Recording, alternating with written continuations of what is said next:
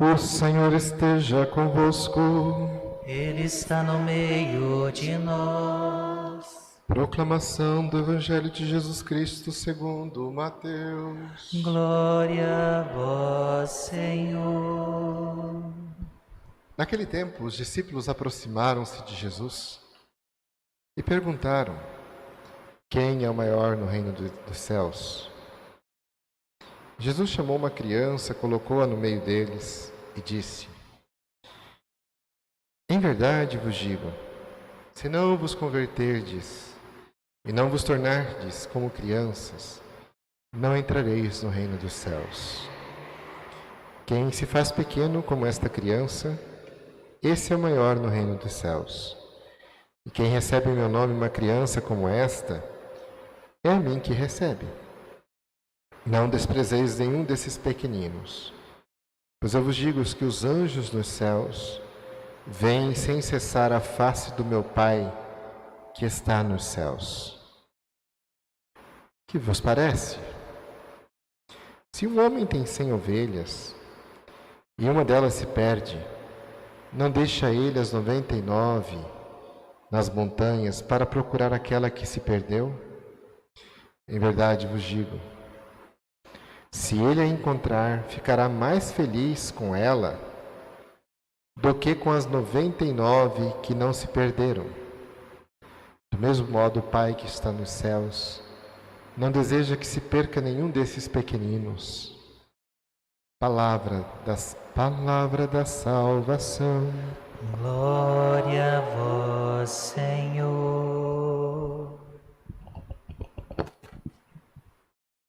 Queridos irmãos e irmãs, hoje a igreja celebrando a festa desta pequena pobre de Deus, Clara de Assis, nos faz de alguma maneira ver nesse evangelho também um modelo que é proposto pela palavra para que a gente aprenda a viver essa dimensão no nosso tempo, como Clara viveu no tempo dela junto com Francisco.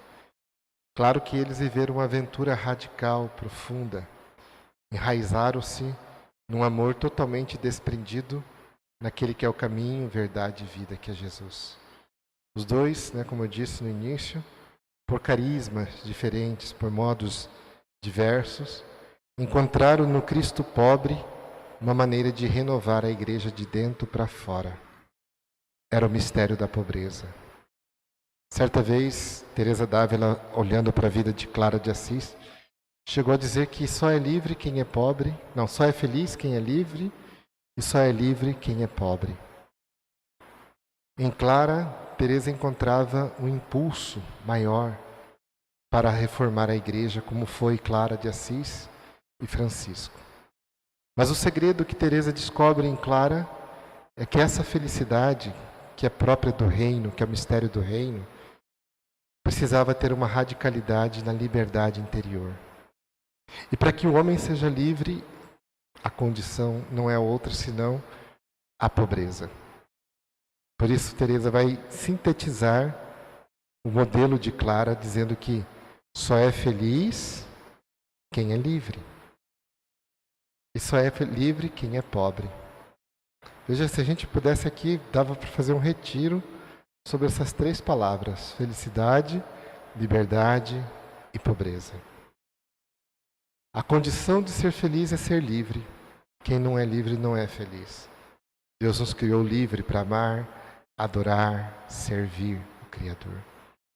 É no impulso da liberdade que o ser humano se realiza. Mas ao mesmo tempo tem tantas coisas que nos aprisionam, privando-nos de nós mesmos, privando-nos da liberdade, Quando a gente sabe, eu sou livre para fazer uma coisa, mas não sou livre para escolher as consequências disso. Um exemplo que a gente pode dar bem simples, Por exemplo, eu sou livre para jogar meu celular no chão. Mas no momento que eu soltar, eu já não sou livre se esse celular vai quebrar ou não vai quebrar. As consequências já não dependem mais da minha liberdade. Então veja que para eu me realizar, eu preciso descobrir o que é ser livre. E São Francisco descobriu que a liberdade verdadeira é amar o bem, é fazer o bem, é buscar o bem. A gente vive um perigo muito grande na sociedade nossa, porque muitas vezes a gente reduz liberdade a livre-arbítrio. A gente diz que liberdade é o poder de escolher entre o bem e o mal. São Francisco descobria naquela época que o mal não pode ser escolhido. Porque uma vez que eu escolho o mal vai tolir, vai privar-me daquilo que eu mais desejo, que é ser livre.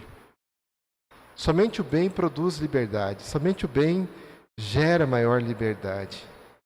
A gente sabe na vida espiritual, né, quando a gente faz uma coisa ruim, quanto aquilo pesa na gente, na consciência, na alma, machuca a gente, né, pode levar às vezes uma ferida maior com os outros. Então veja que liberdade não é somente o poder de escolher entre o bem e o mal. A verdadeira liberdade, segundo Francisco, é amar e escolher amar aquilo que faz o bem a nós.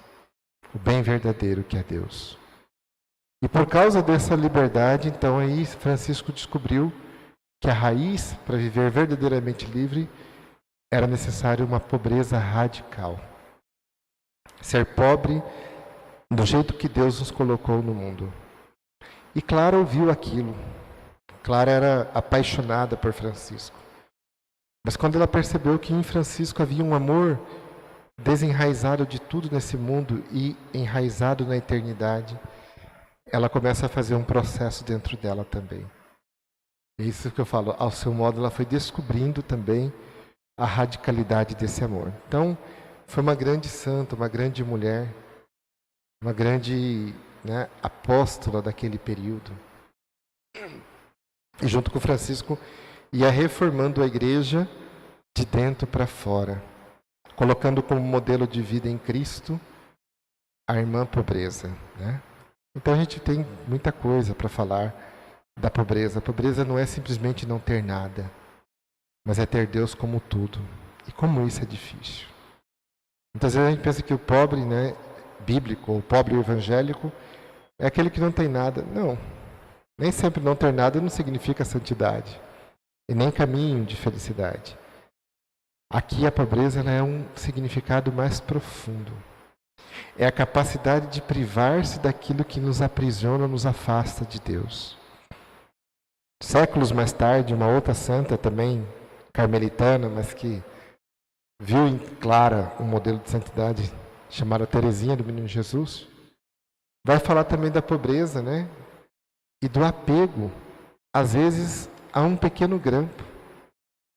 Teresinha do Menino Jesus ficava indignada de ver, né, dor, ela sentia dor, de ver quanto que nela ainda havia apego, às vezes, por causa de grampo que coloca no cabelo. Uma vez sumiu um grampo dela, ela ficou triste. E aí depois ela começa a rir da tristeza dela, e fala, gente, como é possível que um pequeno grampo me tirou a paz interior? Veja, gente, o sentido profundo de pobreza. Quantas coisas nos tiram a paz diariamente? Quantas coisas nos roubam a tranquilidade de alma? Quantas coisas vão arrancando de nós a serenidade de espírito? Quanto que às vezes a gente se torna explosivo porque tiraram alguma coisa do lugar? Um pobre não pensa assim. Um pobre não vive assim. Jesus fala o que adianta o homem ganhar o mundo inteiro e perder o principal da vida, a alegria de viver. Então veja que através desse ensinamento de Clara de Assis e Francisco, a igreja foi redescobrindo o sentido de uma alegria profunda. Um outro santo influenciado também por Francisco e Clara é São João Bosco, fundador dos Salesianos. São João Bosco dizia que é necessário la dolcezza alegre nel mundo. A alegria doce de viver no mundo com a benevolência, o ato de benevolência. E São João Bosco foi descobrindo isso na tradição franciscana. E ele diz que a maior santidade no mundo é viver o cotidiano alegremente. Olha que desafio. Para ser alegre, para ser feliz, é preciso ser pobre. Então São João Bosco também foi um homem que deixou esse espírito, né, de Francisco e de Clara tocar a sua ordem, né, o seu grupo.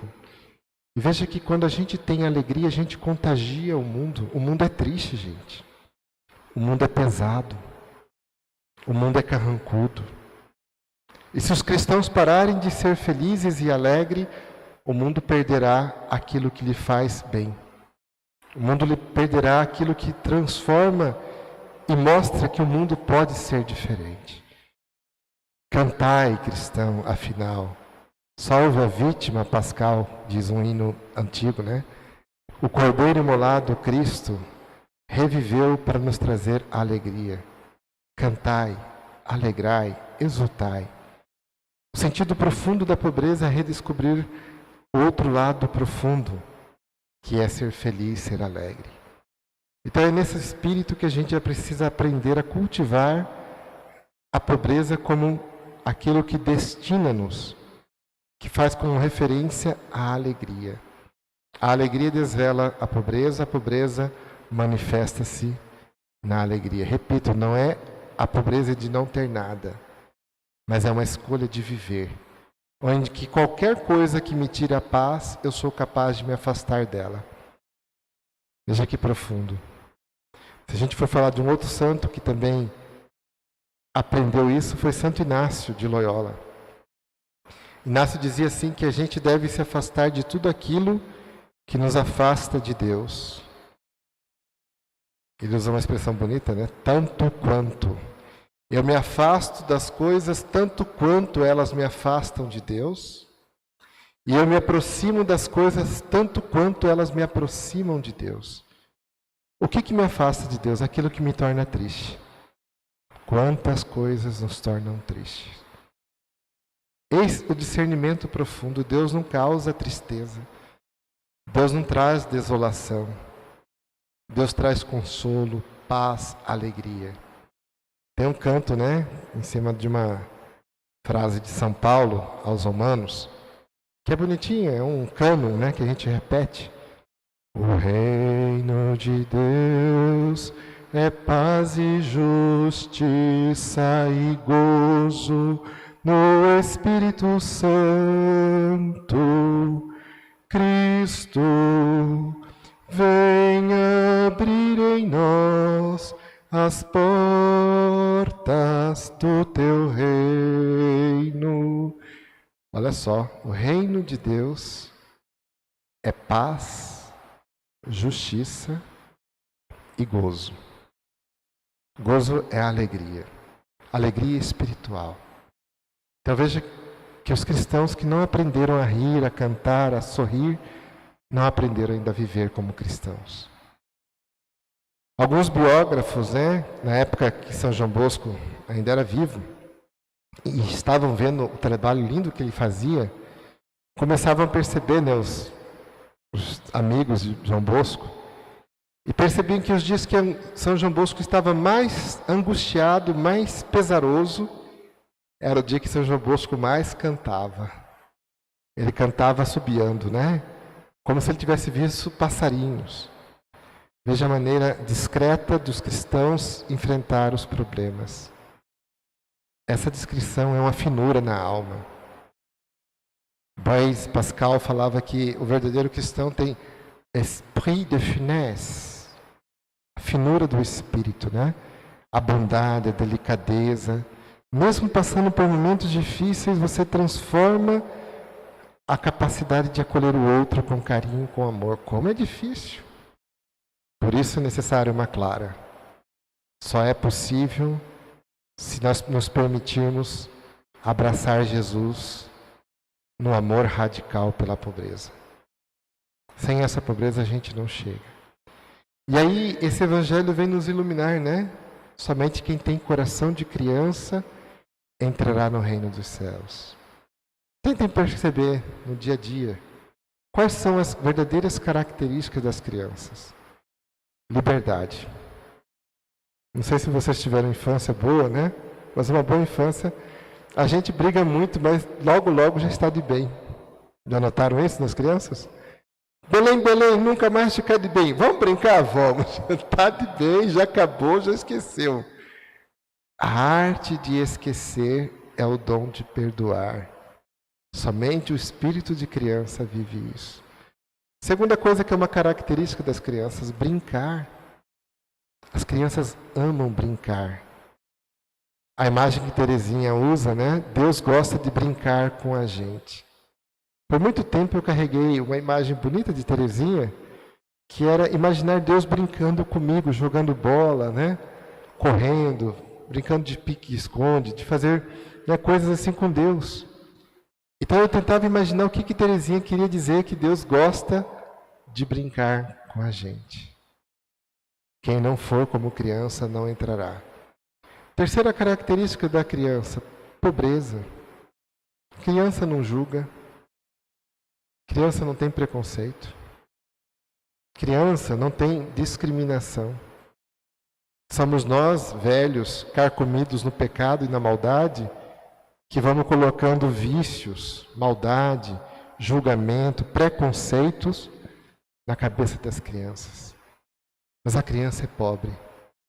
Para ela não tem questão de cor, de raça, de dinheiro. É a gente que vai colocando esses vícios ruins. Como dizia Jean-Jacques Rousseau, né? O ser humano nasce bom, mas a sociedade muitas vezes corrompe. Muitas vezes a gente vai corrompendo, né? A beleza em nós mesmos. A gente vai inculcando em nós o preconceito de julgar o outro. E aí a gente vai perdendo a capacidade de ser pobre. Pobre não julga. Pobre não avalia com essa discriminação. Pobre é pobre, ele só pode acolher. Ele não pode fazer nada. É essa dimensão que Jesus está tentando dizer para nós. Tenha um espírito de criança, cultive esse espírito.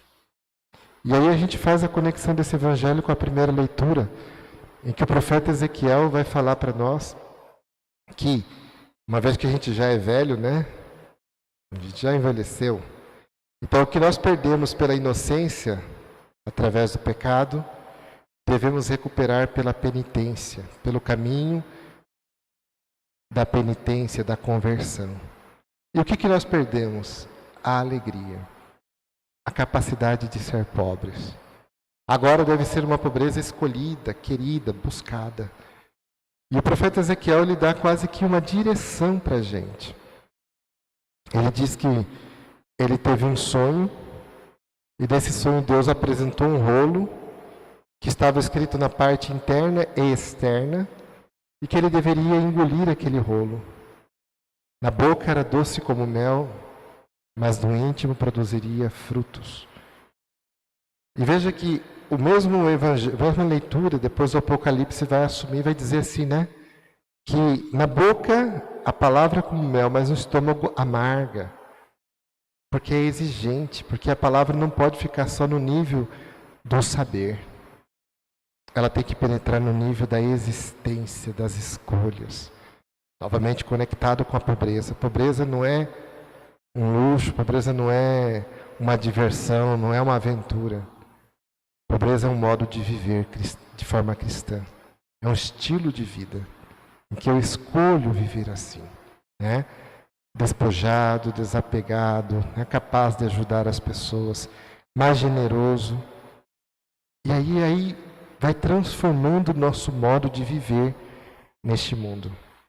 Então, o profeta Ezequiel lhe dá quase que uma orientação para quem quer viver esse espírito de criança. Santo Inácio, voltando a Santo Inácio, ele vai dizer que muitas vezes não é o saber que sacia o coração. Tem muitos crentes, né, homens, que lê a Bíblia do início ao fim, ateus. A Bíblia diz, né, que até o diabo crê. O diabo sabe que Deus existe. Saber a Bíblia de início ao fim, capítulos e versículos, não diz nada. Esse é um conhecimento superficial, racional. Qualquer pessoa dotada de leitura pode ler a Escritura. Não é esse saber que vale a pena. O que saber que nos faz ser crianças de novo, nascer de novo, né? Como Jesus disse a Nicodemos, que é uma escolha, é quando eu penetro nessa palavra e deixo essa palavra penetrar em mim. E eu passo a viver nesse estilo de Jesus. Por isso, doce na boca e amarga no estômago. Porque ela exige, ela é difícil, né? Ela exige da gente buscar a serenidade.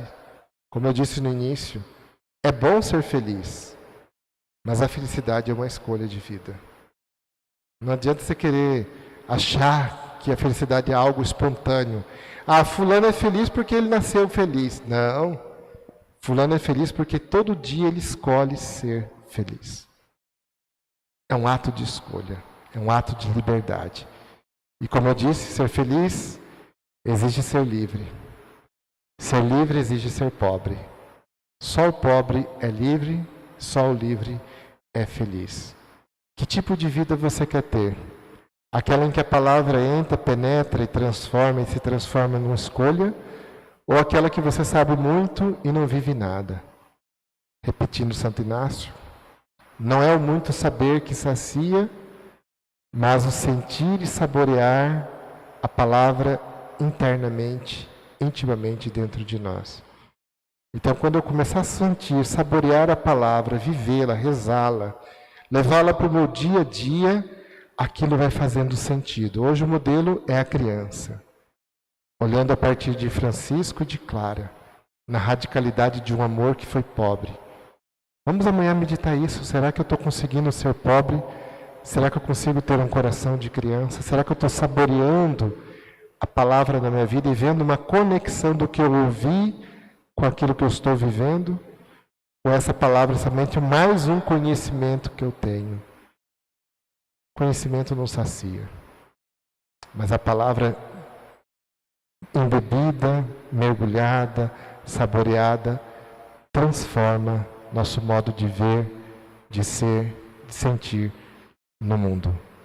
Eis o mistério, então, de acolher essa palavra como criança, nessa mansidão, nessa serenidade. A gente sabe que, como eu disse, né, o que perdemos com o pecado, só vamos recuperar pela escolha de vida, pela penitência, pela conversão. E lembrem, conversão não é um ato que muda tudo. Conversão é uma escolha diária, né? Eu sempre falo assim que a gente vive numa democracia. É muito difícil ser democrata. Todo dia eu escolho respeitar o outro. Todo dia eu escolho ouvir o outro. Todo dia eu escolho querer estar com o outro. É uma escolha. Diariamente eu sou chamado a escolher. Estar, ouvir, conviver com o outro. Por isso a democracia é difícil. O contrário da democracia são pessoas tiranas, ditadoras, que impõem sua ideia, que impõem sua visão, que quer que, a todo custo que todo mundo pense como ele. Esse mundo é infeliz e triste. Esse mundo não é jesuânico. Só quem tem um coração de criança sabe viver esse jogo alegre com Deus que brinca com a gente. Amém.